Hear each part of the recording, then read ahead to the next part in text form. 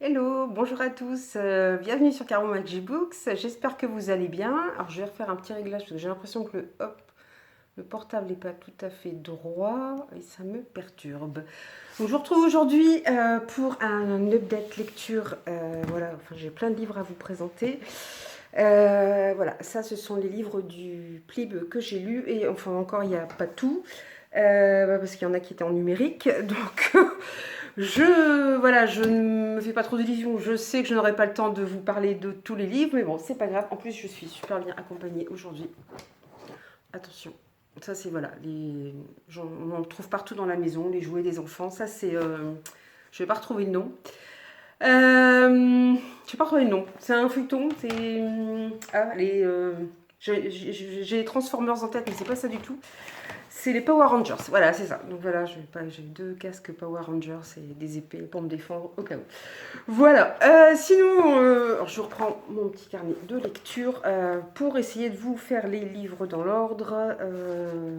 Donc on est toujours dans le pli. Le mois de février aura été marqué pour moi.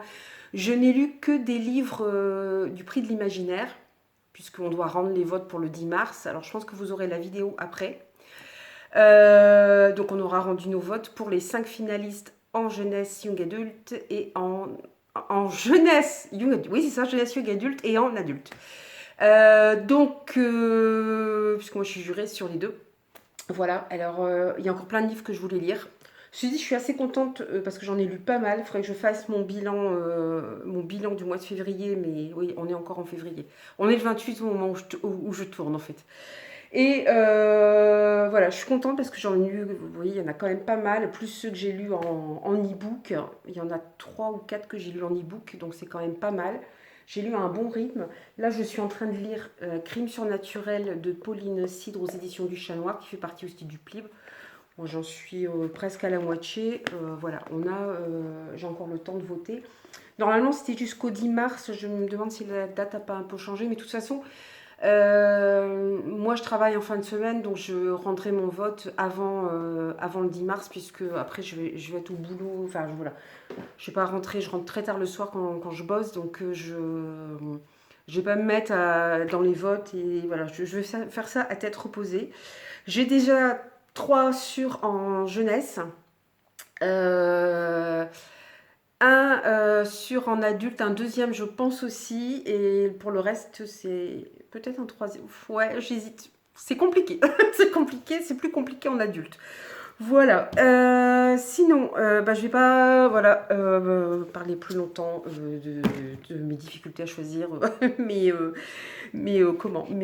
lectures. Voilà, je voulais vous présenter. Alors tout d'abord, alors je vais vous les présenter dans l'ordre dans lequel je les ai lus parce que si je fais les coups de cœur en dernier, je suis trop longue, je parle trop longtemps, ça ne va pas aller.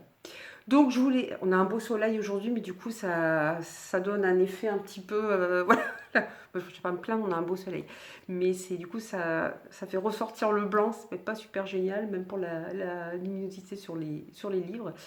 Donc je voulais vous présenter cette merveille qui est Le Reflet brisé de Nila Gorlier aux éditions Magic Mirror. Donc oui, vous ne rêvez pas, la jeune femme, et voilà, en fait, on voit une brisure. C'est parce que l'héroïne est balafrée au travers du visage. En plus, je suis super contente puisque j'ai pu rencontrer l'autrice lors du festival Atrebatia à Arras, qui du coup m'a gentiment dédicacé le livre. Et puis bon, j'ai eu aussi voilà, un marque-page. Donc je suis, non, ça c'est pas le marque-page qui va avec le livre, mais c'est pas grave, c'est un marque-page que j'ai à une librairie. Voilà, sinon je voulais vous parler de ce livre qui, franchement, ça a été un véritable coup de cœur parce que je ne m'attendais pas du tout à ça. Alors on m'avait dit que c'était inspiré d'un conte, je me souviens plus lequel. J'ai pas fait trop attention, pourtant il y avait quelques indices dans le livre. C'est au bout d'un moment que je me dis ah oui, c'est inspiré de ce conte-là. Mais c'est vrai que ça part totalement dans une autre direction. Et voilà, en discutant avec l'autrice, c'est vrai qu'elle m'a dit le personnage, le personnage Kirsten lui a donné beaucoup de fil à retordre et ça, je veux bien le croire parce que C'est un personnage incroyable. Voilà, j'ai vraiment eu un gros coup de cœur pour ce personnage. En fait, Kirsten, c'est une princesse qui a toujours vécu, enfin qui vit depuis des années dans un couvent, qu'on sort de son couvent pour épouser Willem II, un roi voilà, qui pourrait être son père, qui est très âgé. En fait, c'est une histoire d'alliance entre deux, voilà, pour faire alliance entre deux pays pour stopper la guerre, parce qu'il y a 3 pays en tout, je crois, qui se disputent un peu le monde dans lequel on se trouve. Malheureusement, la pauvre Kirsten a été blessée et donc porte cette balafre au travers du visage. Elle arrive pardon, à la cour de Willem II. Elle n'est pas super bien accueillie, d'une part par les gens parce qu'ils la trouvent un petit peu bizarre. Elle garde souvent son voile pour pas montrer sa balafre. Quand ils la voient sans son voile, bah, évidemment, ils sont un petit peu écœurés. Le roi a déjà eu une épouse qui l'aimait. Donc évidemment, il n'a aucun amour pour elle. Enfin, il lui dit c'est juste politique, hein. D'ailleurs, il cherche même pas à avoir des enfants avec elle ni rien, puisqu'il a déjà un fils d'une première union. Ce fils, c'est Wes, j'espère que je prononce bien. Euh, et en fait, il va se lier une amitié entre Kirsten et Wes. Et voilà, donc on suit cette pauvre Kirsten. En plus, elle est censée être de santé fragile. Voilà, se retrouve prise un peu dans des intrigues de course que le roi a eu une maîtresse avec laquelle il a eu un fils. Et là, il en a une nouvelle. Voilà, donc elle est vraiment... Et puis elle essaie de quand même... Elle se dit, bon, il m'aime pas, ok. Voilà, elle essaie de faire ça en bonne intelligence, c'est-à-dire qu'elle essaie de se rapprocher quand même du roi en lui disant je suis quand même votre épouse, je peux vous soutenir, vous aider, vous pouvez venir me parler, voilà. Et l'autre il la rejette comme une merde, les choses comme elles sont. Et puis, padaboum, fin de acte 1, parce que c'est ça, c'est acte 1, acte 2, acte 3. Là, vous avez alors un twist. Je ne m'attendais pas du tout à ça. Et là, je me suis dit, mais j'étais en train de lire mon livre, je me dis, mais c'est pas possible, c'est pas possible. Je suis restée, mais je ne m'attendais pas à ça. Voilà, vraiment. Et puis j'enchaîne sur l'acte 2, et là j'étais encore en train de dire, mais c'est pas possible. Donc je vais pas trop vous dire voilà, de quel conte, de toute façon vous en rendre compte peut-être plus vite que moi. J'aime pas trop des fois relire les résumés, ou voilà, des fois je l'ai vu passer sur le Discord du groupe du Prix de l'Imaginaire, mais des fois, j'aime bien oublier aussi pour après me faire ma propre idée. Je me dis, tiens, on en a parlé. Bah là, on l'a fait en lecture commune, celui-ci. Voilà, donc c'était sympa aussi d'échanger. Enfin, j'aime bien ce côté lecture commune d'ailleurs. Enfin, il faudrait peut-être quelque chose que je mette en place sur Instagram ou sur YouTube, faire des lectures communes. Bon, après, j'aime pas forcément imposer. Là, je sais que j'ai pris un petit peu de retard sur mes SP, donc pour le mois de mars, donc du coup, enfin, je rattrape un petit peu tout ça. Mais voilà, franchement, voilà, c'est une maison d'édition qui est pas... C'est ça qui est bien aussi avec le Plib, c'est que vous découvrez des maisons d'édition, des auteurs qui sont pas très connus. Et voilà, là, ça a vraiment été le coup de cœur, quoi. Donc celui-là, clairement, il sera voilà, dans mes 5. Après, est-ce qu'il sera sélectionné? Ça, malheureusement, je ne peux pas le savoir. Mais franchement, foncez, il est vraiment génial, quoi.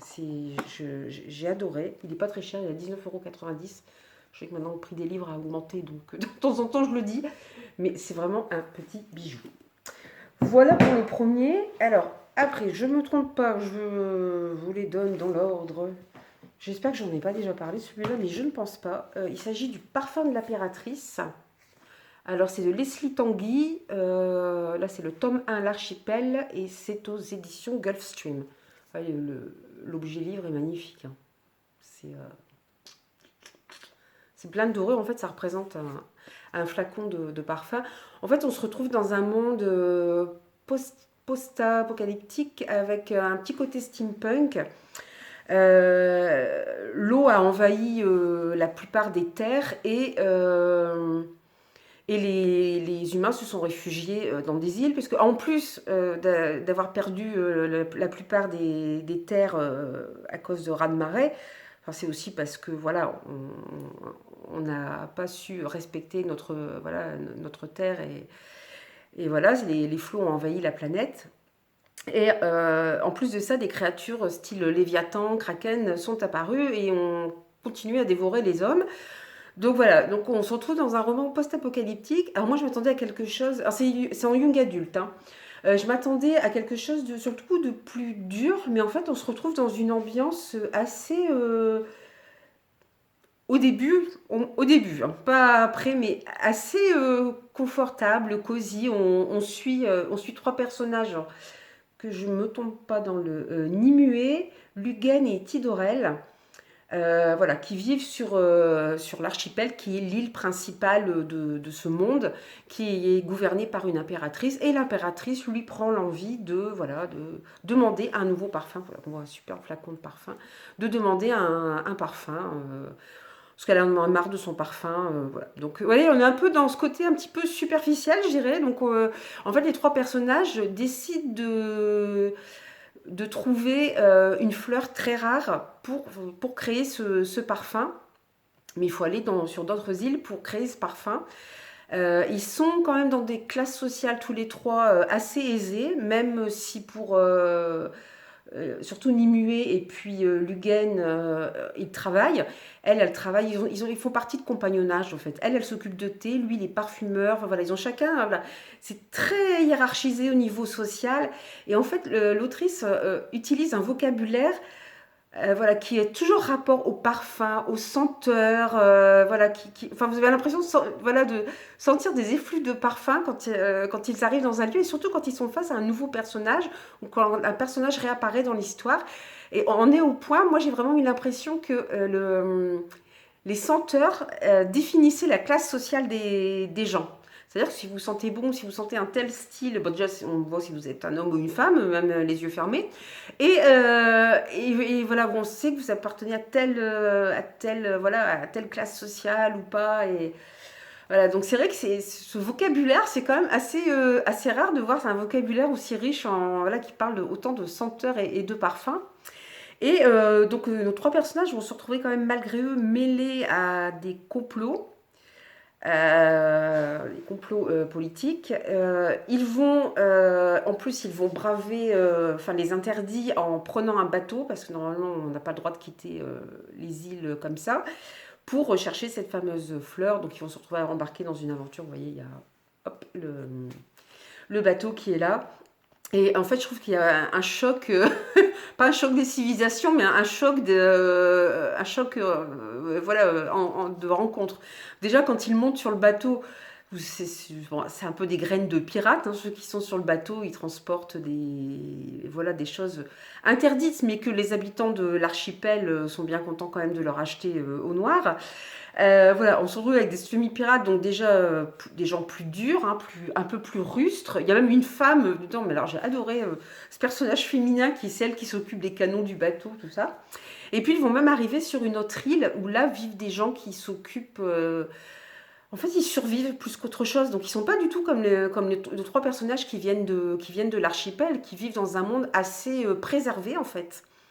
Là, ils se retrouvent avec des gens qui survivent, qui ramassent ce qu'ils peuvent en faire pour s'abriter, qui travaillent pour pouvoir se nourrir. La nourriture, elle n'est pas exceptionnelle parce qu'ils n'ont pas grand-chose, ils n'ont pas un éventail de nourriture très large.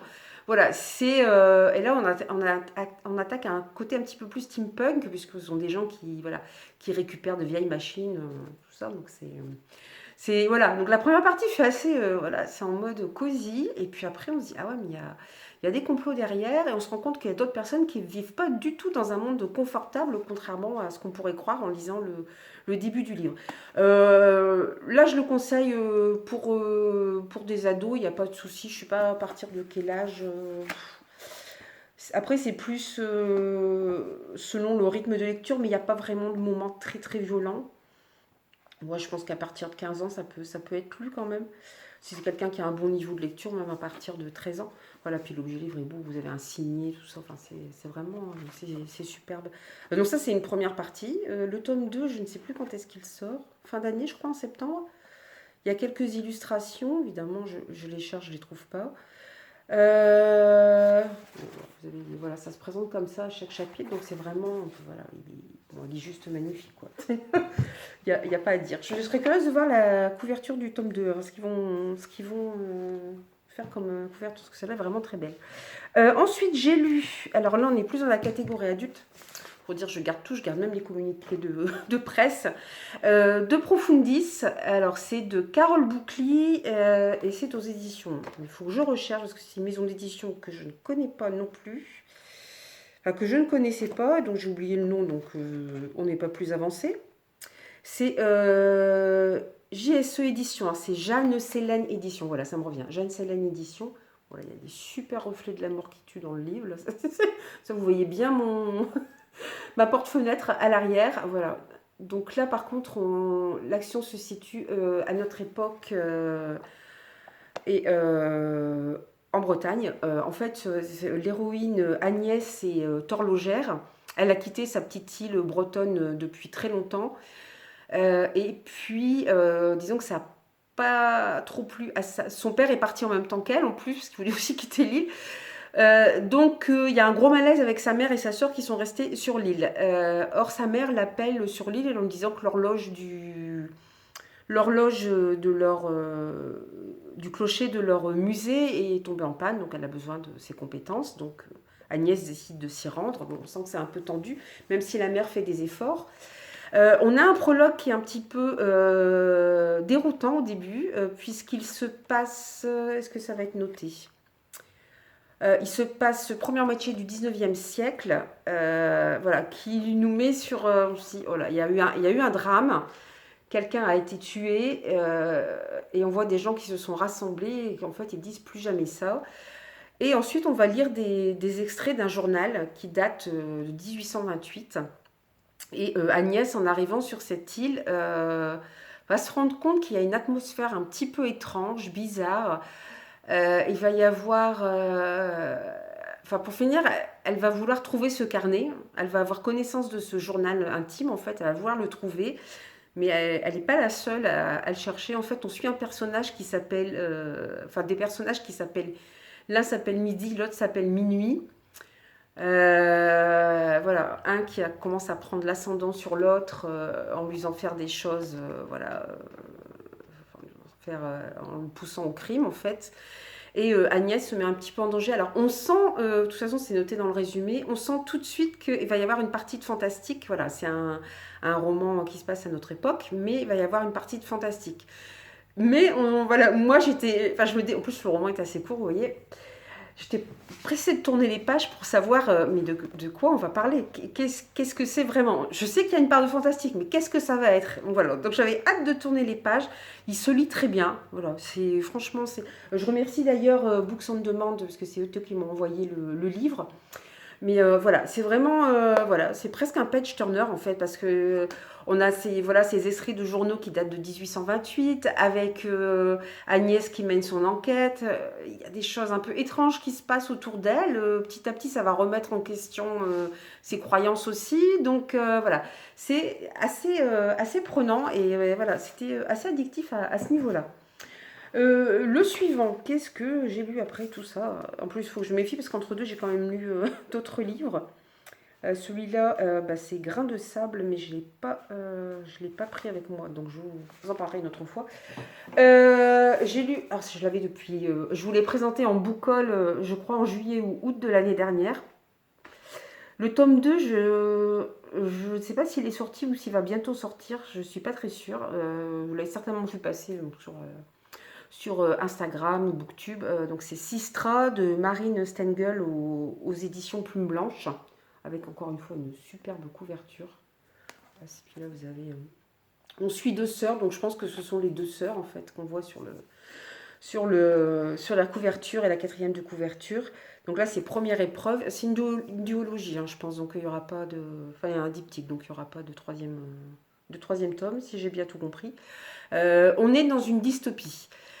En fait, on est en France, dans un futur proche, et les ressources de la planète ne suffisent plus pour nourrir tout le monde. Donc, chaque pays a appliqué des lois parfois très dures pour pouvoir remédier à ça. Par exemple, aux États-Unis, ils font des purges. Alors, ça m'a carrément fait penser au film American Nightmare, où il y a des nuits de la purge, où les gens ont le droit de tuer qui ils veulent. En France, on ne tue pas qui on veut, mais on a appliqué la loi de l'enfant unique, un peu comme en Chine il y a quelques années.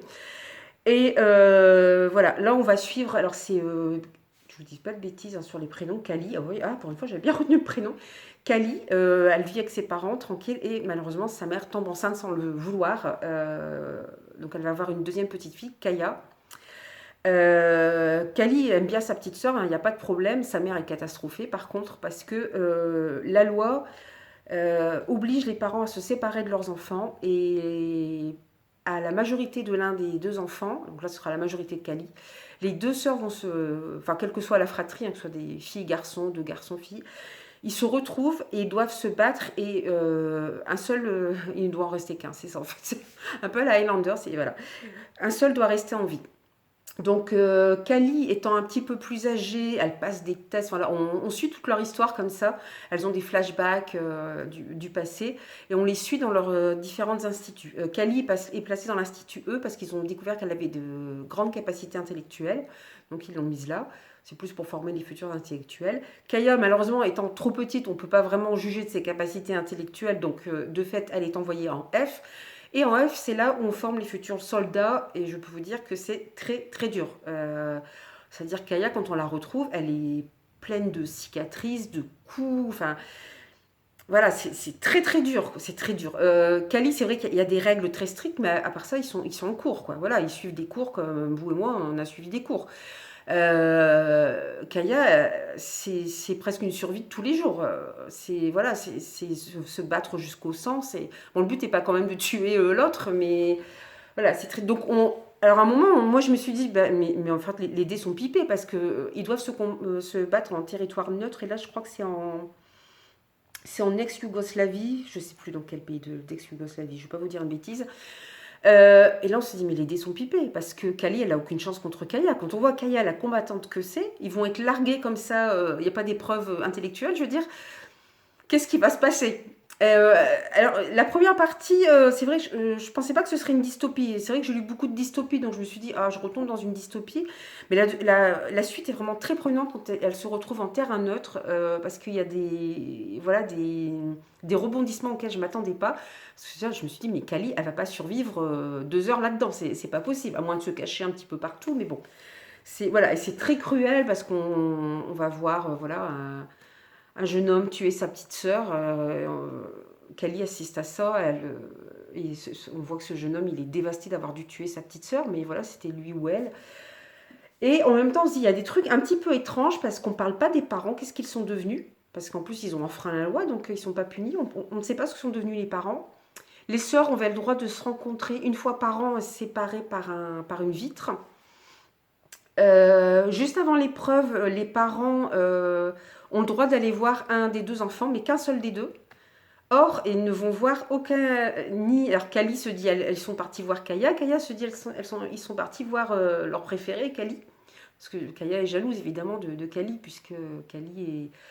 Voilà, elle est habillée comme une poupée, elle est dans un endroit qui est quand même. Qui est moins dur que là où elle est élevée. Elle pense qu'elle est la préférée de leurs parents. Voilà, ce qu'il faut. Et Kali n'ose pas parler à sa sœur quand elle se rencontre une fois par an parce qu'elle se sent gênée vis-à-vis de sa sœur. Voilà. Alors moi j'ai préféré le personnage de Kali parce elle est davantage bienveillante, mais en même temps on comprend aussi que Kaya a autant de haine en elle. De toute façon, en plus, on l'a poussée durant sa formation à jalouser sa sœur et à la tuer. Donc voilà, tout est fait pour vraiment qu'ils se détestent. Même si c'est un petit peu moins vrai du côté de ceux qui sont dans le bâtiment, dans l'institut E. Et voilà, et là je me dis, voilà, donc il y a des choses qui sont pas claires. Alors, la fin du roman apporte un début de réponse. On comprend que voilà, c'est vraiment dans une dystopie, vous avez comme ça des petites choses à la fin qui arrivent. Ah, en fait, c'était pas comme ça. Donc du coup, ça m'a donné, voilà, ça, même si je me suis dit, je lirai plus trop de dystopie, là franchement, ça m'a donné envie de lire la suite, de savoir ce que ça va donner et de savoir exactement le pourquoi du comment, voilà. Donc, j'attends la suite, il est déjà dans ma wishlist, mais il faudrait que je regarde s'il est sorti ou pas, je ne m'en souviens plus. Alors, enfin, pour la première fois, j'ai lu Aurélie Wellenstein, enfin, depuis le temps, et j'ai commencé avec L'épée, la famille et la peste, donc là c'est le tome 1, le tome 2 est déjà sorti, c'est chez Scrinéo. J'adore, ils ont toujours de belles couvertures, c'est magnifique. Alors, ce que vous voyez en fait là, c'est un cerf Il n'a pas de, on le retrouve dans le livre, il n'a pas de bois ou d'andouillés normaux, c'est remplacé par des lames de couteau. Ce que j'ai beaucoup aimé dans ce roman, c'est l'atmosphère très particulière. On est dans la dark fantasy médiévale et on va suivre trois personnages. Alors au départ, ils ne se rencontrent pas, hein. On voit comment, voilà, ce qui va leur arriver, on connaît un peu leur passé. Et on apprend à s'attacher à ces trois personnages. Voilà, ils vont se rencontrer, ils vont se battre les uns à côté des autres, un peu par pur hasard. Par contre, je ne sais pas si je vais retrouver les noms de. Alors, on suit d'abord Cillian, qui est un jeune garçon au tout début. Il est bègue. Il a été retrouvé dans la forêt, abandonné. Il a été élevé plus ou moins par un bûcheron qu'il a élevé à la dure. Alors, il faut savoir que dans ce monde, les araignées ont pris possession de certains lieux et si elles piquent les hommes ou les femmes, les conséquences sont quand même très graves. C'est-à-dire souvent ça entraîne la mort. Pour les femmes, ça entraîne souvent des transformations. Donc c'est-à-dire qu'elles se transforment à moitié en araignée ou voilà, ou des fois c'est bon, un petit peu moins, on va dire moins évident. Mais enfin, c'est pareil, c'est un diptyque, je crois, et voilà, toutes les réponses ne sont pas apportées. Voilà, donc il y a évidemment les hommes se sentent en danger. En plus, en Orient, il y a un culte de, je ne sais plus comment ils appellent l'araignée, la déesse araignée, je ne sais plus comment elle s'appelle. Il y a un véritable culte voué aux araignées. Et Sullivan, c'est le seul adulte, enfin dans les trois personnages, c'est le seul adulte. Sullivan est un chevalier de l'Inquisition qui est allé combattre en Orient pour justement mettre fin à ce culte de la déesse araignée. Malheureusement, il a perdu alors qu'il allait se battre. Le village où vivaient sa femme et son fils a été envahi par les araignées, donc il ne les a pas retrouvés. Et il est rentré, il a tout perdu. Enfin, c'est un chevalier déchu, quoi. Il a plus rien, il vit comme un vagabond. Et jusqu'au jour où il rencontre ce cerf. Et en fait, il a ce cerf, il voit dans l'œil, lui, il croit, on ne sait pas si c'est vrai ou pas, hein, il croit voir dans l'œil de ce cerf son fils entouré d'une toile d'araignée. Donc du coup, le cerf le suit partout et Sullivan, voilà, ne va pas le quitter parce que ça va être sa raison de vivre. Mais je vous parlais d'abord de Cillian, qui est le premier personnage qu'on voit, donc qui est un jeune garçon qui a été abandonné dans la forêt. Il est amoureux d'une jeune fille de son village, c'est la fête dans le village, et puis il est poussé par les autres jeunes garçons du village qui se moquent de lui. Il va dans la forêt, il découvre un manoir, et il l'oblige à rentrer dans ce manoir où il y a des toiles d'araignée, justement, donc il a peur de se faire piquer. Et dans ce manoir, Cillian va trouver comment un loup empaillé ou une peau de loup, je ne sais plus. Et en fait, il y a une armure et dont un casque en forme de loup. Et il met ce homme pour montrer aux autres voilà, qu'il a trouvé un trésor, sauf qu'il s'évanouit. Et quand il se réveille, son casque lui parle et lui dit voilà, je suis un loup et je vais prendre possession de toi, de ton corps, de ton âme à la prochaine lune. Et voilà, et tu ne seras plus toi-même. Donc Cillian, voilà, il se retrouve, quand les habitants du village le découvrent, enfin bon, il y a plusieurs circonstances, je ne vais pas tout vous raconter, je ne veux pas trop vous spoiler le roman. Il se retrouve à fuir.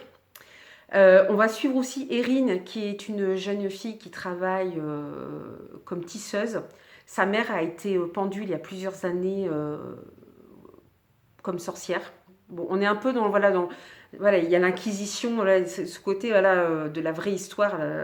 Il y a l'Inquisition, les femmes ne doivent pas être libres, et sa mère était un esprit trop libre qu'on a fini par accuser de sorcellerie, qui a été pendue. Et Erin est pourchassée par... Enfin, voilà, il y a un jeune homme qui est intéressé par elle, il tente de la violer, donc elle le repousse, et il va s'en plaindre à l'Inquisition, disant « Regardez, elle a une mèche blanche dans ses cheveux, c'est une sorcière ». Donc elle se retrouve en prison. On assiste quand même à des scènes très dures de femmes qui sont emprisonnées, torturées. Voilà, c'est très dur, hein. On est vraiment dans de la dark fantasy. Et ces trois personnages vont enfin se retrouver et ils vont partir pour une même quête, c'est-à-dire qu'ils veulent rejoindre le château où il y a un roi qui règne. Il devait épouser une princesse et le jour de son mariage, la princesse a été piquée par une araignée. Donc voilà, tout le monde a quitté le royaume Il l'a laissée seule là-bas, on ne sait pas ce qu'elle est devenue, on ne sait pas ce qui s'est passé dans le royaume après le départ voilà, de tout le monde, du roi. Et il décide d'aller là-bas pour avoir des réponses et pour libérer l'enfant qui est dans l'œil du cerf. Voilà, donc j'ai beaucoup aimé l'atmosphère un peu comme ça, de fin du monde. Après, en plus, vous voyez le titre, l'épée, la famine et la peste. Bon, c'est une référence directe à l'Apocalypse, hein, puisque vous avez quasiment les 4 cavaliers de l'Apocalypse. L'épée, c'est la guerre, bon, la famine. La peste, c'est la pestilence. Il manque que la mort, mais la mort est partout, à chaque à chaque détour de page, quoi. Voilà, j'ai beaucoup aimé l'ambiance de ce livre. Voilà, j'ai hâte d'avoir la fin parce que sur le coup, je voyais pas trop où l'autrice voulait en venir. Et puis à la fin, parce qu'on suit ces personnages sans trop savoir où ça va nous mener. Ils vont se rencontrer, c'est vrai ils vont former un trio pour finir, enfin un quatuor même avec le cerf. Et voilà, il va y avoir un petit moment où ils vont trouver un peu de paix, mais ça va être d'assez courte durée. Enfin, le passé va les rattraper et puis on ne veut pas les laisser vivre en paix non plus. Donc voilà, donc la fin se termine sur des paroles assez dures, voilà, qui invitent fortement à lire la suite. Donc je pense que la vengeance promet d'être terrible dans le second tome. Et voilà, donc je suis contente en tout cas d'avoir découvert cette autrice. J'ai d'autres livres d'Aurélie Van Einstein dans ma palle que j'ai acheté. Du coup, voilà. Bon, je sais qu'elle a en plus, il y a des fois, c'est des genres un peu différents. Il y en a qui ont aimé, pas aimé tel ou tel livre. Donc voilà, je serais curieuse de connaître ces autres romans. Bah, comme d'habitude, j'ai quand même réussi à vous faire 5 livres, c'est magnifique. Donc vous aurez encore des livres du Plib, voilà. Je pense que je vais vous refaire un book haul la prochaine fois parce que j'ai plein de livres aussi. En book haul, c'est l'horreur. Mais voilà, donc ce sera déjà pas mal. 5 livres pour ce petit update lecture, 5 livres du Plib. Et puis je pense que là, bon, d'ici ce que vous ayez la vidéo, on aura certainement les résultats du vote aussi. Donc là, on aura... Du coup, là, on doit lire les livres qui sont sélectionnés. Même si moi, je voulais en lire un maximum avant pour me faire une idée. Voilà, donc je vais vous laisser ici. Donc n'hésitez pas à liker, à commenter, à laisser un petit emoji voilà, pour la chaîne. Ça fait toujours plaisir d'avoir des interactions. N'hésitez pas à mettre un petit commentaire, discuter si vous avez lu ces livres. Voilà, moi ça me fait toujours plaisir de voir qu'il y a des gens qui participent, qui mettent un petit mot. Voilà, ça fait plaisir. Je vous laisse ici. Je vous donne rendez-vous, donc je pense, pour un book haul. Et je vous souhaite de belles aventures livresques. Bye bye!